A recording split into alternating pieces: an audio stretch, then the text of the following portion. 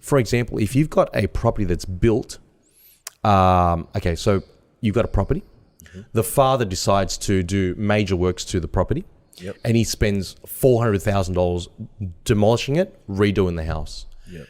Transfers it to the kids, and then the kids would then have, once if they were to rent it out or whatever, there would be maybe CGT on the property.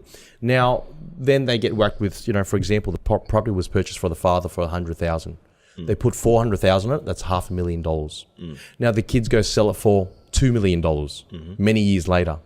Now technically, it's meant to be a $1.9 million capital gain because $100,000 up until $2 million is $1.9 million. Now, how are we going to quantify the $400,000 if the father built it with no evidence at all? Quantity surveyor. Come in, check the floor plans, check the architecturals, check the OC's permits at that point in time, request from council, documentation would have been submitted, part of the DA, review all that, measure it, work out the construction costs. If we can do an inspection, great, get in there and check it out, and we'll come up with a construction cost estimate of potentially around that $400,000 mark and help that client save $400,000 in CGT.